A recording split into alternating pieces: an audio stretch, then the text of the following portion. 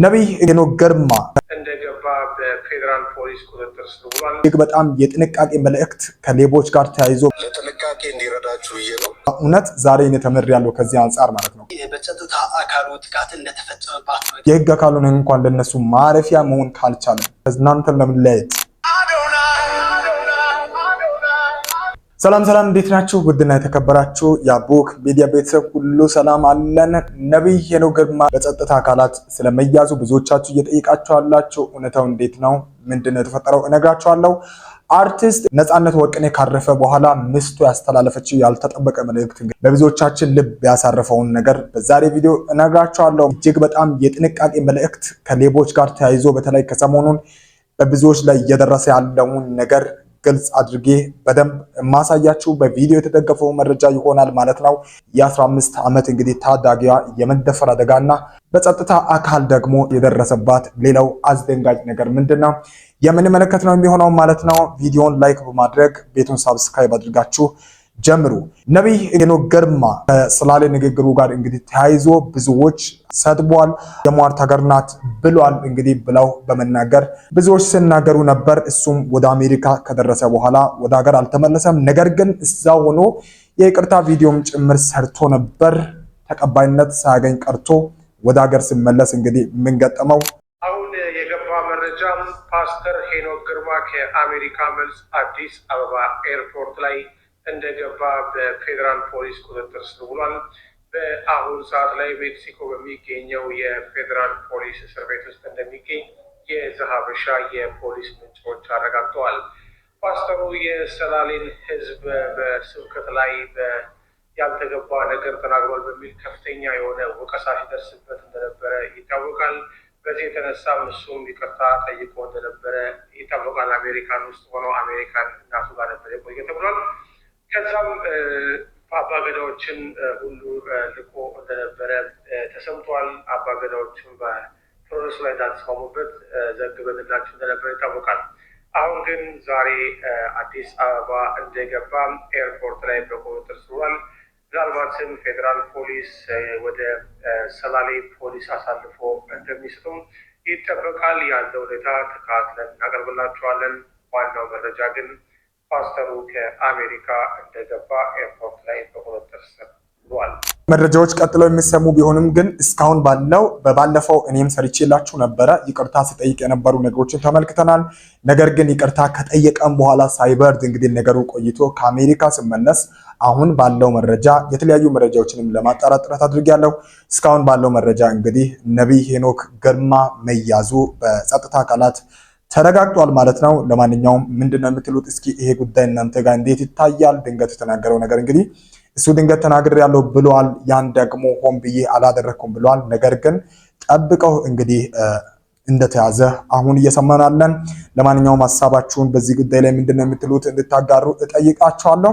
ሌቦች በጣም በብዙ መንገድ መጥተዋል። ነገር ግን ከዲጂታል መታወቂያ ጋር ተያይዞ ደግሞ እጅግ በጣም ብዙዎችን ያነጋገረ የሌቦች ስታይል መጥቷል። ለጥንቃቄ እንዲረዳችሁ ነው። ዛሬ በጠዋት ስነሳ መንገድ ላይ ፋይዳ መታወቂያ ወድቆ አገኘውና አንስቼ ልደውል ስል አጠገቤ ያለች መንገድ ዳር ብስኩት ቆቆር ምናምን ሸት ሴትዮ ተው ይቅርብ አለች። ተው ቦታው ላይ መልስና አስቀምጠዋለች። ለምን ስላት እንዴ በኋላ ስደውል ቦርሳ ተፍቶብኛል፣ ቤቴም ተዘርፎብኛል ቢለስ እረፍ ጣጣው ብዙ ነው አለች። ኦኬ እንደዚህም ነገር አለ እንዴ ደግነት የሚያመጣው ሌላ መዘዝ አልኩኝና ከዛ ለፖሊስ እንኳን እንስጥለት እስኪ ምናልባት እኮ የእውነት ሰውየው መታወቂያውን ሊፈልገው ይችላል ብለን ፖሊስ እየፈለገን እያለን አንዱ ጓደኛችን ድንገት በቃ እንደውልለት ምን ችግር አለው አለና ደወልለት ከስልክ ቁጥሩ ላይ ማለቴ ከመታወቂያው ላይ ስልኩን አግኝተን ስንደውልለት መታወቂያ ትላል ፋይዳ መታወቂያ አናውሰድ ወይስ ለማንስተል ስንለው የቱ ጋር ነው አለን። ሰፈሩን ነገር ነው እዚህ ቦታ ላይ ስንለው የት ነው ደግሞ የቦታ አይለንም። አንደነግጥላችሁ ክውን ያለው እና ሌባ አምጥቶ እዚህ ዘርፎ ምናምን እዚህ ጥሎት ሄዳ እንዴት ነው ነገሩ? ወይስ ምን እየተመዘዝክ ነው ምናምን ነገር አለው። አረ የምትሉትን ሰፈር አላውቀውም፣ ወደዛም ጭራሽ አልመጣሁም አለ። አንደነግጥላችሁ ቴረር በቴረር ሆንን በቃ። ከዛ እንደገና ስልኩን ዘጋንና ምን ይሻልናል ልንታሰር ነው ብለን ስናስብ መልሶ ደወለና ይቅርታ አለ እና አስታወስኩት ሰፈሩን አለና ልምጣ እንዴ አለ። ምናልባት ፖሊስ መጥቶ እንዳያስይዘን ብለን የጣለበት ቦታ ላይ ቁጭ አድርገን እዚህ ቦታ ብለን ቦታውን ነግረ ነው ላሽ ብለን እኛ ከቦታው እልም አለን እና በርቀት እየተከታተል ነው ነበረ። ብቻውን እየገሰገሰ ሲመጣ ነው መጣና ቦታው ላይ መታወቂያውን አንስቷት ሄደላችኋለሁ። ይሄን መረጃ ምናልባት እንደቀላል የምታዩ ብዙዎቻችሁ አላችሁ፣ ግን እኛ አባት እየተናገሩ ያሉት ነገር እጅግ በጣም አስፈላጊ የሆነ በጣም አስፈላጊ የሆነ መረጃ ነው። እኔ ራሴ ማለት ነው መታወቂያ የወደቀውን አግኝቼ ለሰው ሰጥቻለሁ፣ ወይ ደውዬ ማለት ነው ያለውበትን ነግሬ ከዛ እዚህ አካባቢ መታወቂያን ጥለሃል ብዬ ሰጥቻለሁ። እና እያሉ ያሉት ምንድነው መታወቂያ ወድቆ በተለይ አሁን እያደረጉ ያሉት ሌቦች ምንድነው ማለት ነው መታወቂያቸውን ይጥላሉ። ከዛ መታወቂያቸውን እናንተ አግኝታችሁ ደውላችሁ ስትናገሩ ብዙ ዕቃ እንደጠፋባቸው ሌሎች ዕቃዎችም ጠፍቶብናል እያሉ እንደሆነ ነው እየተናገሩ ያሉት። ይሄ ነገር ደውለው ያገኙት ምላሽስ አላውቅም፣ ጭራሽ ሰፈሩንም ነበር ያለው። ከዛ እነሱ እንግዲህ መታወቂያውን ቦታው ላይ ጥለው እንደሄዱ እንግዲህ አስመስለው ዞር ብለው ሲመለከቱ ሰውየው ወደ ቦታው ደርሶ እንግዲህ እንደወሰደ ቦታው ላይ መጥቶ እነሱን ቢያገኛቸው ሜቢ ቤትም ተዘርፏል ሊል ይችላል ማለት ነው። ስልኬም አብሮት ጠፍቷል ሊል ይችላል። ሌሎችም ገንዘብም አብሮት እንደጠፋ ልናገር ይችላል። ከነቦርሳው ጭምር እየጃለው ሊል ይችላል። በጣም ጥንቃቄ ማድረግ አለብን። ይሄ በእርግጥ መልካምነት ነው። አሁን በጣም ግራ የገባኝ ምን እንደሆነ ታውቃላችሁ? ደህና የሆኑ ሰላማዊ የሆኑ ሰዎች መታወቂያቸው ይወድቅባቸዋል። ግን እንዴት አድርገን ነው መታወቂያቸውን መመለስ የምንችለው? ይሄንንም ያስከተለ ነው። ለማንኛውም ይሄን ጉዳይ ምንድን ነው የምትሉት? ለግላችሁ ጥንቃቄ አድርጉ። ዝም ብሎ የወደቀ መታወቂያ በእውነት ዛሬ እኔ ተምሬያለሁ ከዚህ አንጻር ማለት ነው። ቀላል ነገር አይደለም። ዝም ብሎ የወደቀውን መታወቂያ አንስቼ ለማንም ከዚህ በኋላ አልደውልም። ግዴታ ማጤን መቻል አለብኝ። ካልሆነ ደግሞ ቦታውን ተናግራችሁ በቦታው ጥላችሁ ዘር ማለት ነው እንጂ ይዞ ቁጭ አድርጎ ሰውየውን ጠብቆ መስጠት ምናልባት ለጥንቃቄ የሚሆን ቆንጆ ሐሳብ ተመልክቼበታለሁ። ከአርቲስት ነፃነት ወርቅነህ ሞት በኋላ ከሚስቱ ጋር ተያይዞ ብዙ ነገር ይሰማል። ነገር ግን ሚስቱ ወደ አሜሪካ እንግዲህ ልትመለስ ነው። ከመመለሷ በፊት አንድ ማስጠንቀቂያ እንግዲህ ለኢትዮጵያውያን እንዲሁ ደግሞ ለተለያዩ በሶሻል ሚዲያ ለሚንቀሳቀሱ መረጃዎችም የሚሆን የጥንቃቄ መልእክት አስተላልፋለች። ከአርቲስት ነፃነት ወርቅነህ ቤተሰቦች ጥብቅ የተባለ መረጃ ተላልፈዋል። በአርቲስት ነፃነት ወርቅነህ ድንገተኛ ህልፈት ምክንያት ሀዘናችሁ ማድረግ ለአጽናናችሁን በሙሉ ልባዊ ምስጋናችንን እናቀርባለን ያሉት የአርቲስቱ ቤተሰቦች ወደ መጡበት ሀገር ከመመለሳቸው በፊት አርቲስት ነፃነት ወርቅነህን በተመለከተ ማንኛውንም የስራ ጉዳዮች እንዲከታተልና እንዲያስፈጽም አቶ አስናቀ ንጉሴን መወከላቸውን አስታውቀዋል። እናም ከአርቲስት ነፃነት ወርቅነህ ጋር በተያያዘ ማንኛውም ጉዳይ ያለው ወይም መረጃ የሚፈልግ ሰው አቶ አስናቀ ንጉሴ ማነጋገር እንደሚችል የተገለጸ ሲሆን ከዚህ ውጭ የሟችንም ሆነ የቤተሰቡ መልካም ስም የሚያጎድፍ ሐሰተኛ መረጃ ማሰራጨት በህግ የሚያስጠይቅ መሆኑን ቤተሰቦቹ በጥብቅ አሳስበዋል። ከተወከለው ሰው ውጭ ምንም አይነት መረጃዎች ከዚህ ቤተሰብ ጋር ተያይዘው በሚወጡት ሁላችንም ጥንቃቄ ልናደርግ ይገባል። ከዚህ በኋላ የምናፈሱ ብዙ ወሬዎች አሉ። ከነዚህ አንጻር በጥንቃቄ ሁላችንም በሶሻል ሚዲያ በተለይ የምናገራቸውን ነገሮችንም ጥንቃቄ ልናደርግ እንደሚገባ እንግዲህ የአርቲስት ነፃነት ወርቅነህ ባለቤቱ ተናግራለች ማለት ነው። እሷ ብትመለስም በውክልና ያለው እንግዲህ ይህ አስናቀ እንደሆነ ሁላችንም ተመልክታቸዋል። ቀጥለን በሚፈጠሩ ነገሮች ውስጥ በዋነኝነት የሱን አንደበት በሱ በኩል የሚወጡ መረጃዎች ብቻ ናቸው ማለት ነው እውነት ሆነው የሚታዩት። ይሄን ሁላችንም እንድናስተውል ይሁን ማለት ነው። ቀጥለን የምንመለከተው ብዙዎቻችን ያዘንበት የሚዘገንን ነገር ተሰምቷል። አንዲት እንግዲህ ታዳጊ የ15 ዓመት ልጅ እንግዲህ የመደፈር አደጋ ይደርስባታል። ነገር ግን ከደረሰው አደጋ በኋላ ወደ ፖሊስ ጣቢያ ሄዳለች። ምን አይነት ጭካኔ ነው! የ15 ዓመቷን ታዳጊ የደረሰባትን የአስገድዶ መድፈር ወንጀል ለምታውቀው የጸጥታ አካል ለማሳወቅ በሄደችበትም በድጋሚ በጸጥታ አካሉ ጥቃት እንደተፈጸመባት ነው የተሰማው። በጣም የገረመኝ ምን እንደሆነ ታውቃላችሁ? ህፃናት፣ ሴቶች መጠበቅ ያለባቸው በህግ ነው፣ በህብረተሰብም ጭምር ነው። ነገር ግን ወደ ህግ አካላት እንግዲህ መሄዷ ልክ ነው። ይሄ ፍትሃዊ የሆነ ትልቁ መጮህ ያለባትን ቦታ አውቃለች። አውቃ በሄደችበት ሌላ ጥቃት ሲደርስባት አስቡ።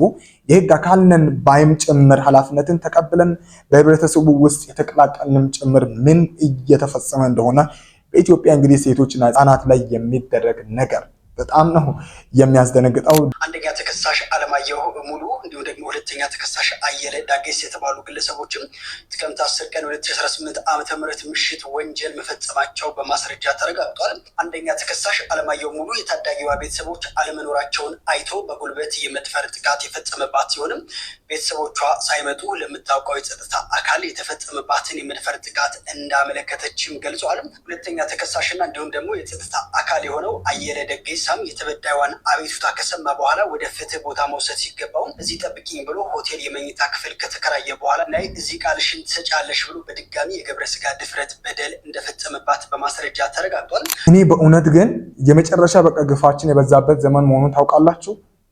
አረ በጣም ግፍ እኮ ነው የምር። ጠላት ራሱ እጅ እኮ ከሰጠ እኮ አይነካም እኮ ፕሮቴክት ይደረጋል፣ ይጠበቃል። ታውቃላችሁ እጅ የሰጠውን ወንጀል የሰራውን ሰው ራሱ በፍጹም በእንዲህ አይነት መልክ አናደርግምና አስቡ። ነፍሷን ለማስመለጥ የመደፈር አደጋ ደርሶባት ወደ ፖሊስ ጣቢያ ሄዳ እንግዲህ የፖሊስ አካል የሆነ ሰው ደግሞ ልጅቷን አታሉ ሄዶ አልጋ አንጥፎ መጥቶ ያችን ልጅ ወደዛ ወስዶ ከዛ ደግሞ መድፈር። ይሄ ማለትም በቃ እንደ ሀገር መውደቃችንን ብዙ ነገሮች እያሳዩ ቢሆንም ግን እንደውም ሰምተን የማናውቃቸው ያልተገቡ ነገሮች ይሰማሉ እኮ። ኖርማል የመደፈር አደጋዎች ይፈጠራሉ።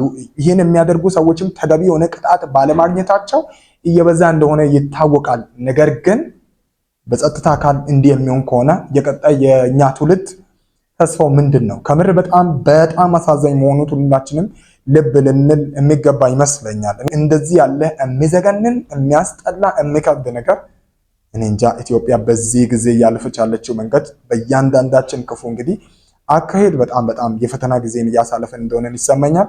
ለማንኛውም እስኪ የፍርዳቸውን ሁኔታ እንስማና እንስከው። ጥር 5 ቀን 2018 ዓ.ም በዋለው ችሎት አንደኛ ተከሳሽ አለማየሁ ሙሉ በ13 ዓመት እስራት እንዲቀጣ ሲወሰንበትም እንዲሁም ደግሞ ሁለተኛ ተከሳሽ አየለ ደጌሳ ወይም የጸጥታ አካሉ ደግሞ በ15 ዓመት እንዲቀጣ የወሰነበት መሆኑ ብስራት ራዲዮ ዘግቧል። እኔ በቂ ነው ወይ የምናውን አሁንም አልናገርም። ምክንያቱም በቃ እንማንማ እንደዚህ በቃ ይገባሉ ወይም ቤት ከዛ ይበላሉ ይመግባል መንግስት ከዛ ተመልሰው ይወጣሉ። ልክ ይሄንን የሚያዩት ልት ቀጥሎ እየተፈጸመ መሆኑ በጣም ነው የሚያሳዝነው። ለማንኛውም ፍርዱን እንዴት አያችሁ? 13 እና እንግዲህ 15 ዓመት ተፈርዶባቸዋል።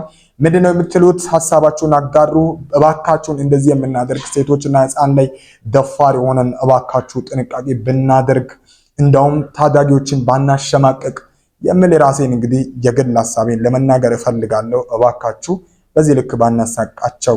የህግ አካሉን እንኳን ለነሱ ማረፊያ መሆን ካልቻለ ምን ማድረግ ይቻላል ታዲያ? ማን ነው ትውልድን የሚጠብቅ? ይሄ ጥያቄ የብዙዎቻችን እንደሆነ አስባለሁ። እጅግ በጣም የተገረምኩበት ደስም ያለኝ አዶናይ እንግዲህ ከሰሞኑ ወደ ወላይታ ሶዶ እንደሄደ ይታወቃል። በጣም በሚገርም መልኩ እንግዲህ በልዩ ፍቅር አንዲት ወጣት ስትነጋገር ታይታለች። እኔ በጣም ደስ ብሎኝም ነው ይህንን የማጋራችሁ። የመጨረሻ ተዝናንተን ለመለያየት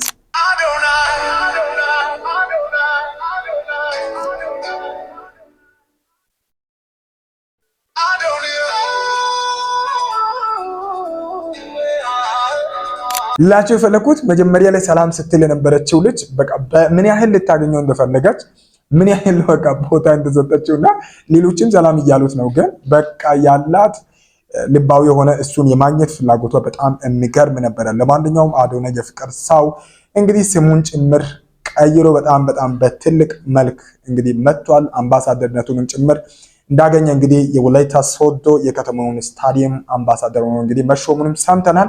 ለማንኛውም እጅግ በጣም ደስ የሚል ጥሩ ነገርን እያሳየናል። አዶናይ በርታ ለማለት እፈልጋለሁ። ይሄን ይመስላል የዛሬ ቆይታችን። የሚያሳዝንም የሚያስደስትም ነገር ነበረው የዛሬ ቆይታችን። በሌላ ወቅታዊ በሆነ መረጃ እስክንገናኝ ሰላም ሁኑ። መልካም ቆይታ